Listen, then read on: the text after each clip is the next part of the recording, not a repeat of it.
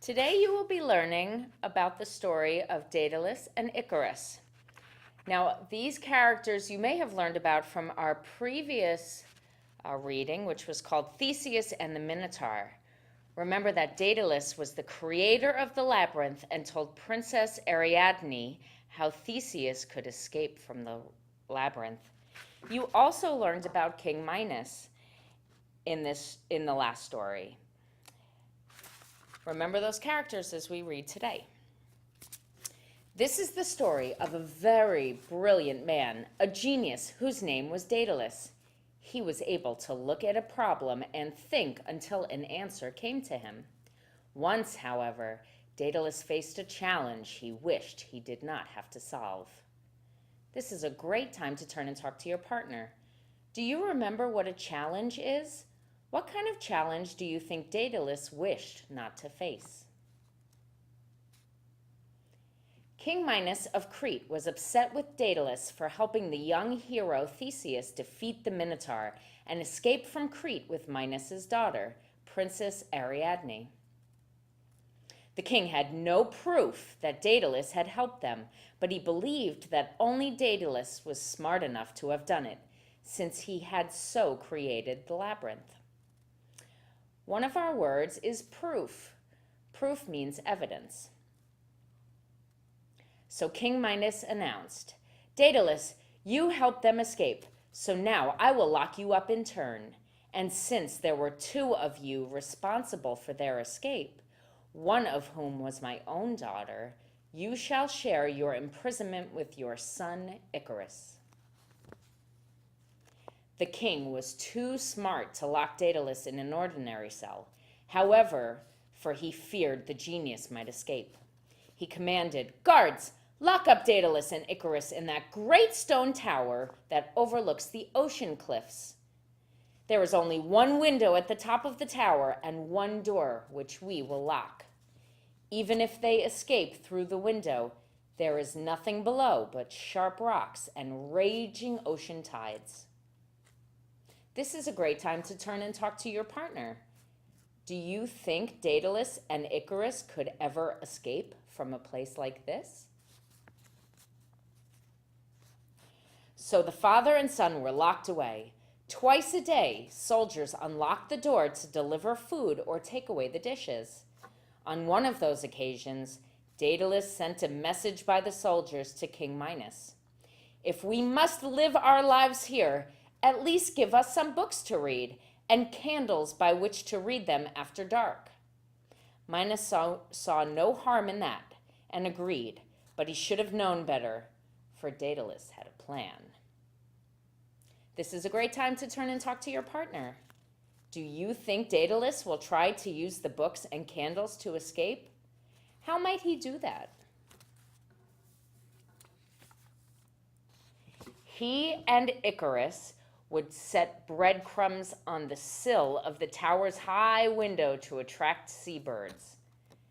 Over a period of months, the birds lost their fear of Daedalus and his son and would allow the two men to pick them up. The father and son began to pluck feathers from their wings, though not so many as would hurt the birds or keep them from flying. He and Icarus hid the feathers under the beds, along with some wax from each candle the soldiers supplied, until after several years, Daedalus told his son, "Now we have what we need in order to escape." This is a great time to turn and talk to your partner. How do you think Daedalus will use the feathers and the wax to escape? Daedalus began to unravel threads from the blankets in their tower room. What does unravel mean? This is one of our vocabulary words. Use the flames of the candles for heat. Using the candles of flames for the heat, he melted and shaped the wax that they have saved, inserted it into the feathers they had hidden, and tied it all with thread. Icarus's eyes lit up. "You are making us wings." Daedalus smiled. "If we cannot walk from our prison, we will fly. Come, hold that candle closer to soften this wax so I can bend it." It took several days to finish the work. until one morning the two sets of wings were ready. Daedalus had studied the movements of the birds and knew where the currents of air blew near the seaside tower. Currents is another one of our vocabulary words. Currents are strong flows of air or water moving in a certain direction.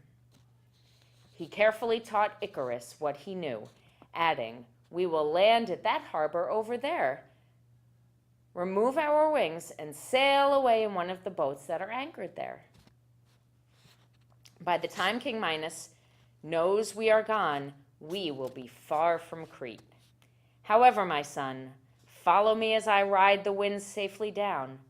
If we're not careful and we fly too high, the sun's heat could melt the wax in our wings and plunge us down into the sea. Our friends the birds need not fear us, but we are only borrowing their skills." "I understand, father," replied Icarus. They strapped on their wings and waited as the sun began to rise over the sea.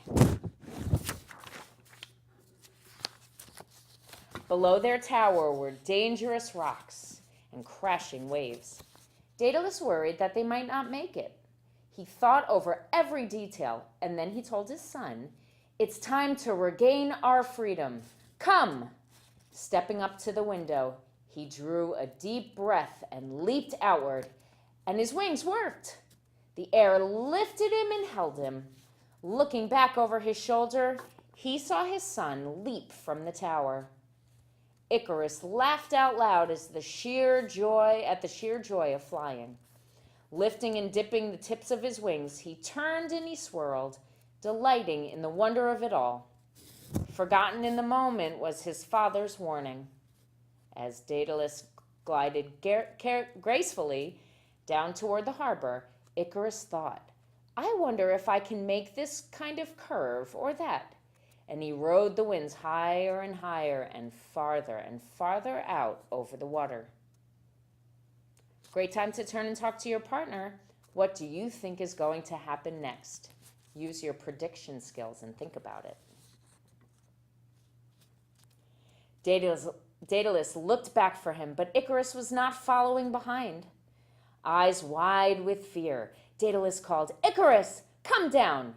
But the boy shouted, "Look, father!" and continued his tricks in the air until all of a sudden he saw a feather loosen and drop from one of his wings. He realized that he had flown too high. The growing heat from the morning sun was melting the wax. Desperately, that's one of our vocabulary words. Desperately means with a wild sense of panic or need. Desperately, Icarus tried to turn and follow his father's path, but the warming air currents carried him higher. The feathers began dropping from his wings, first one at a time, and then in clumps. "Father, help!" But Daedalus could not turn and rise fast enough to help. He could only watch. Too many feathers had fallen out, and the wings could no longer support Icarus. He plummeted, or fell straight down into the sea. Daedalus, weeping, reached the harbor, took a boat, and sailed off to safety. The end.